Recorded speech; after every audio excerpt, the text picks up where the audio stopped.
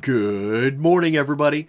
Orange J here with another War of the Visions video, and today we're going to talk about the new UR unit, the new MR unit, and the new bow, all three dropping in global this Wednesday. And I'm going to start by talking about the new MR unit we're getting, Renault. There's already a lot of hype around her. She's been compared to Shadow Lynx a lot because they're both, MR units, dark element, both can be very good evaders. However, I do think Shadow Lynx will be a better pure evasion unit than Renault will be, but Renault's going to have a little bit more I was gonna say thickness, but you see the pictures. Nobody's thicker than Shadow Lynx, at least between these two girls. So let's look at the stats. Renault has 700 more HP than Shadow Lynx does. So even though she won't be as good at dodging, she does back that up with a bit more HP. Attack, it's not even close. Shadow Lynx has 628 base attack, Renault's at 505. Shadow Lynx gets a ton of attack from her master ability. Renault does get some, but not as much as Lynx.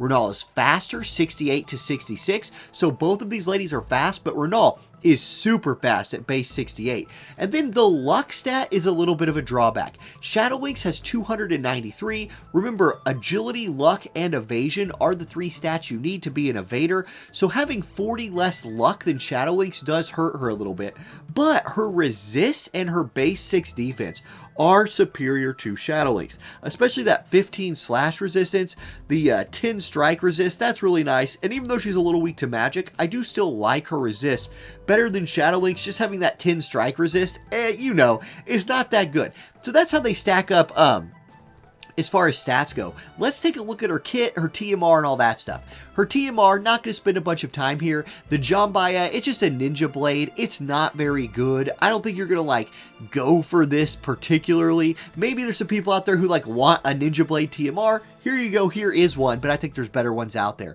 Her master ability, she gets HP for dark allies and blind resistance for dark allies. That's okay. She's getting 10% attack though and 15 single target resistance.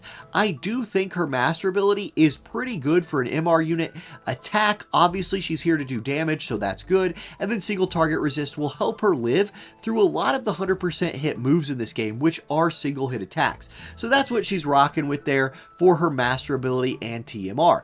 If we look at her skills, here's where we're going to talk a little bit more about how she stacks up to Shadow Lynx. Shadow Lynx can buff her evasion, agility, and luck through support abilities, and Renault can almost do that. Renault can buff her evasion right here with Detective Twin Swordsmanship. It's an evasion buff and acquired AP buff, so it's really good, and 12 evade is a nice thing to stack on there. And then she can also buff her missile attack and luck, but what she's missing here is that big time buff that Shadow Lynx gets right here. Let me go ahead and translate this page to English real quick. Whoops, amateur me. Shadow Lynx gets her shadow running upgraded, which is already agility and luck, into agility 12%, luck 12%, and then these nice little stop and blind additions. This is such a good evasion support ability, and Renault just doesn't have that. So I think that's a little bit of a drawback for her there, but you could go for something like Fighting Spirit, lean into her HP and attack a little bit more, or just seriously go ahead and give her that evasion and luck mixed with some missile attack so she can do a little bit more missile damage for you. This is why I think that Shadow Lynx is a little bit better of an evasion unit than she is, but let's continue. If we look at her counter abilities, she has predictive counter attack, which is a nice range for a slashing attack counter, 30% chance to proc, which is good. You can upgrade her burst counter to be a 50% chance, which isn't great, or counter smoke, another 30% chance with an accuracy debuff tied to it. That might just be good if you're going for some evasion builds, something like that. Okay, looking at her main job, she has Leap Edge, which is 170% modifier. She scales off of attack, dex, and 50% agility, so decent scaling there, especially off that agility. Her cheap move, 170% damage for 17 AP, is pretty nice. Now, she does have a nice evasion buff that is for her and her allies. So let's go ahead and read what the EX upgrade to that is. It's a 25 evasion buff for her and her allies in the AoE right here. It also drops her aggro by 4, which is nice. Having an aggro drop is pretty cool. Then if you're fighting slashing units, she will pick up another 25 slash evade. So if you're fighting against slashers, she might be a better evasion unit than Shadow Lynx with that initial 25 evade from that buff. And then she gets a Dispel Ignore Fatal Damage for 3 turns. Yeah, that's nice. So she gets a little courage right there. Okay, nice, a little courage buff. We take that. Then she has a 3-hit attack, Triple Brine, that gets an EX upgrade, where it will now also break barriers, and has a 25% chance to blind the target, and decreases the target's agility by 20%. This is a very, very good move. This is where you could see some PvE applications of her, I think, because it's a multi-hit slashing move, which is already really good for PvE, but you also want to decrease agility in a lot of boss fights, so having all of that wrapped into one move is a nice feather in her cap for some PvE boss runs if you need some more dark slashers for your team. She has very poisonous attack blade, 205% modifier, which is big. The attack on it is only to the front of her, right? Range height 2 is nice though. That's a 65% chance to inflict poison, and that chance does decrease each time she takes damage. So you can see what you want to do with her is build her evade and have her drop aggro, because she has like a better chance of poisoning with this attack if she hasn't been hit yet. And if we go down to Shadow Dance right here, she has a shield, reduced damage taken by 30% for 3 times itself, and a 25% agility buff for 10,000 turns, or if she's been hit. So you can see how her kit is supposed to work. Build her evade, have her drop aggro, try to not get hit, because if she hasn't been hit, she'll be poisoning people, and she'll be very, very fast with this 25% agility buff. Then her job level 25 ability, Penetrate 3, another 3-hit attack that is very cheap at only 18 AP. That's a nice thing right there. It does give 80 defense pin for herself for this attack, but the damage percent is only 96%. It does not hit very hard, which is a little bit of a drawback. However, it does restore 10 AP if you crit. So if you're critting with this move, it's only going to cost you 8 for a 3-hit attack. Again, if you have enough like debuffs on the boss, enough buffs on yourself, this could still hit hard, but I think you're going to hit a lot harder with Triple Brine up here. It's just more expensive, right? But that agility debuff is really nice. If we look at her sub-job abilities, she does have an AoE absorb attack, hits it a square around her, 126% modifier, and absorbs 30% of the damage done. And she has the disinformation debuff. We've seen this on like Valentine's Ildira. Nice long range. It's an accuracy and agility debuff on the target. Then she has pugilist sub-job. You would run this to get access to some striking attacks that scale only off her attack stat. And she has sniper sub-job. You would run this to get access to some missile attacks. So there you go. Or if you're fighting Nether Beast, right? If you're fighting Nether Beast in PvE, she does have that Nether Beast killer buff for her group for some more PvE application. I think the big question a lot of people are going to be wondering with Renault is, can you combine her and Shadow Lynx into some like PvE super duo that can do big time shenanigans in Dark Selection Quest? Can she do what Shadow Lynx does in Dark Selection Quest for like newer players who don't have Shadow Lynx but can farm her out right now? I don't know. I'll mess with it. We'll find out together. Okay, so that's her. Next, we need to talk about Eliza. And when we're talking about Eliza, I didn't really know who to compare her to statistically, so I sorted by ice, I sorted by cost. She's a 90 cost ice element range damage dealer, just like Barret is. However, Barret is meant to be more of like a frontline character, bruiser, kind of like quasi-tank. He can gather that hate at the beginning of a fight. Now, he cannot generate more hate for himself, but Barret's definitely meant to get out there on the front lines, where Eliza's meant to be far away and a ranged attacker, and you can see how that plays out in their stats. Barret has 800 more HP than Eliza does, but Eliza has 448 attack compared to his 384. Eliza is also very much faster than Barret. 67 base agility overcomes Barret's probably biggest weakness at only 57 agility. He's a slow boy. Like, he's a tank, but he's like one of those World War I tanks that's like slowly crawling over trenches, where Eliza is more like, long range striker tank moving around real fast. I don't know where I'm going with that. But her dex stat is also 353. That's very high. That will help her crit and give her a little bit more accuracy. 230 luck. I mean, that's better than Barret as well. And then if we look at their resist, she's bringing 10 slash resist, 15 missile resist. That 15 missile missile resist will be big for her because she's such a ranged unit. She could end up trading missile shots with somebody else. Her -10 to magic isn't great, but really, her resists are in a pretty good place, even when compared to Barrett, who is supposed to be sort of like a frontline tank. I mean, I think we can agree that Barrett got done a little bit dirty. I think he's better than a lot of people do, but I think Eliza will be a better damage dealer than he will. Now, if we look at the rest of what Eliza's bringing, we can look at her TMR. It is in armor, the Red Rose dress. I am not thrilled with the stat line on this armor. The active ability on it is on a crit, you will restore 20 AP. It's not bad. Like, I could see how this would be useful in like a long PvE fight situation where maybe you don't have enough AP regenerating TMRs. You use this, you build crit, and you're constantly just like returning some AP. I don't know. I'm underwhelmed by this TMR in general. So there's that. Now her master ability, she's going to give the HP and ice attack buff to her group, so that's good. Then she will get missile attack resistance pin 20, she needs that, and attack skill activation time down 100. You know, kind of cueing you into the fact that she's going to have some charging based attacks. Let's go look at her kit. Okay. Her support abilities. She has Hunter's Eyes, which gets upgraded to the Mind of the Hunter. It is range 2 and missile attack 15. On longer maps, this is a very strong support ability, allowing her to just stay far away, drop those long range bombs with her missile attacks. Remember that these range buffs only do apply to her missile attack type moves, but range 2 missile attack 15 is a very strong support ability. She also has a super good one, critical hit rate 25, defense pin 40. Like, Trick Lancer is an amazing job, and this is an amazing support ability. I think you're running this one all the time. Just run that all the time. It really helps her be a damage dealer. I also really like Hunter's Knowledge, range 1, accuracy 25.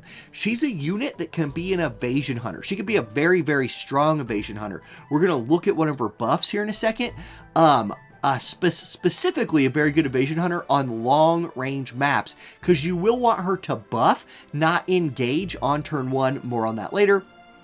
Then she can upgrade her bind throw and nullify, confuse, and stun. And then concentration is another attack time decrease, so 150 more attack time reduction with missile attack 12. I think you always run this one, and then you see what kind of range you would need for it. Do you want 2 more range? Do you want 1 more range and accuracy? Do you just want to be like faster? Are you going spears? You might do this to go spears. We'll see. Now, counter moves. Okay, she has reflex.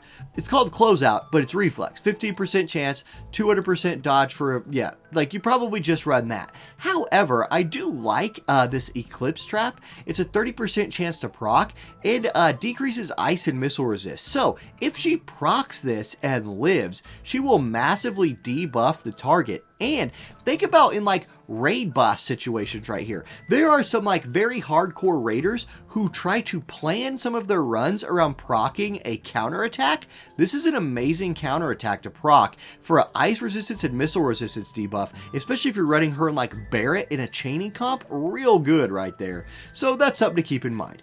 Okay, let's look at her main job. This is a new thing. So first of all, her cheat move, Crazy Arrow, 121% modifier, scales off of attack, dex, and luck, with a 25% chance to inflict Berserk for 3 turns. Berserk, a very powerful status effect, so this is a good move, I think. Tracking Gate, a really good buff. You can see it hits allies right next to her. It's a 25% agility buff for allies, and also increases only her attack by 40% for 3 turns. Big attack steroid for her, big agility buff for the group. I love this one a lot. Would have liked to have it be a little bit bigger AoE, but even at this big of a range, it's still very, very strong. This is one of the best. This is a super good buff. It's just super good.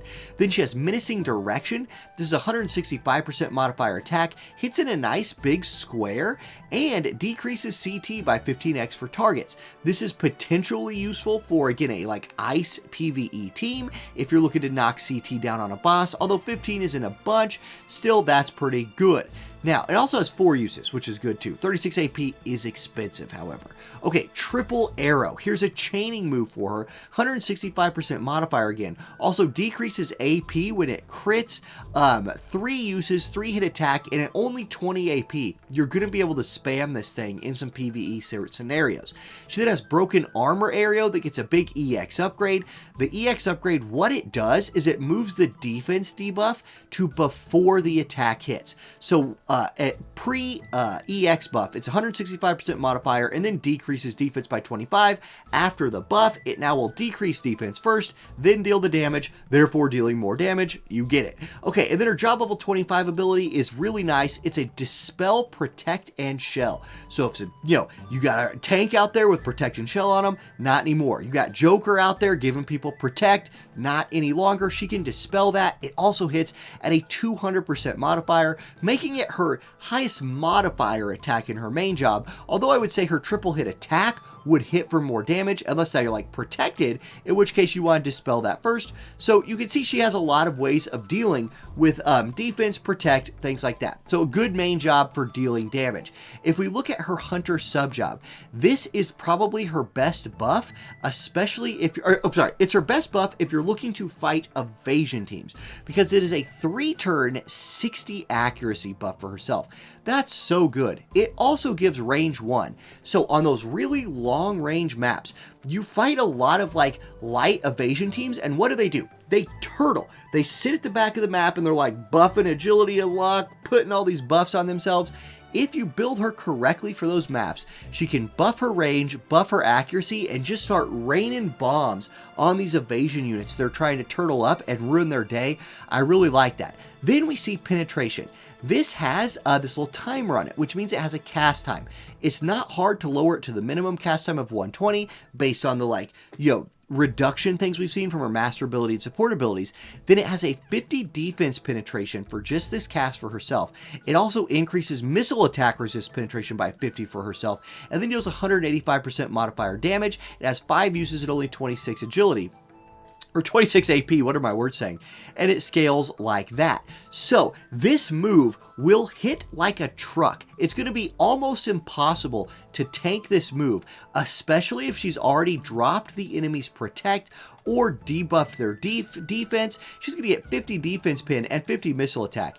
That's great. This is a really good move, really strong. It's going to hit really hard. The drawback of it is it's single target.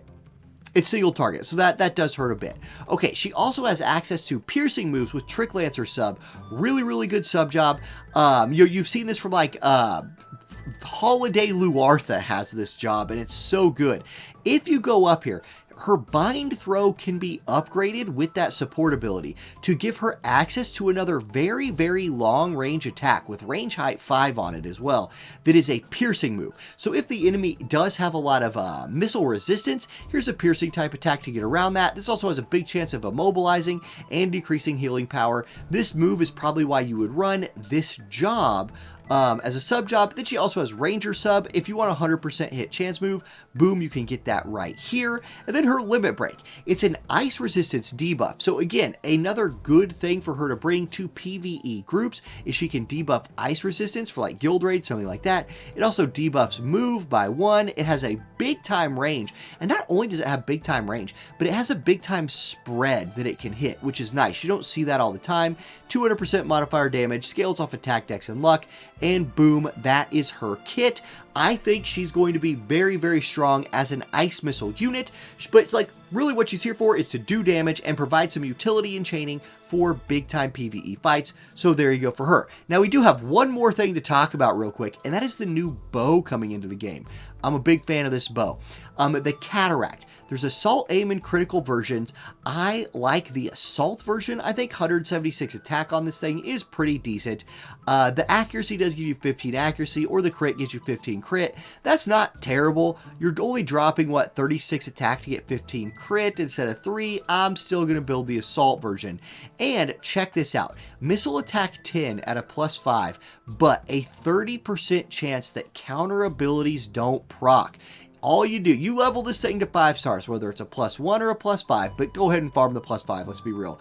You have a 30% additional chance that counter abilities don't proc.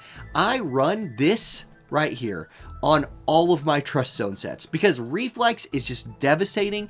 Any chance you get to lower the chance that Cloud just reflexes you. If you're fighting evasion, you can build as much accuracy if you want to, but Lock might just reflex twice in a row and ruin your day. I love this reaction block rate. So that's the new bow that's coming into the game. I'm kind of hyped for that. And there you go. That's the new stuff we got coming out this week, guys. So thank you guys for watching. No account review today. This is a bit of a long video already, and I actually have to, I'm pressed for time today, so no account reviews, but we'll get back to those next time. Thank you all for watching. Peace.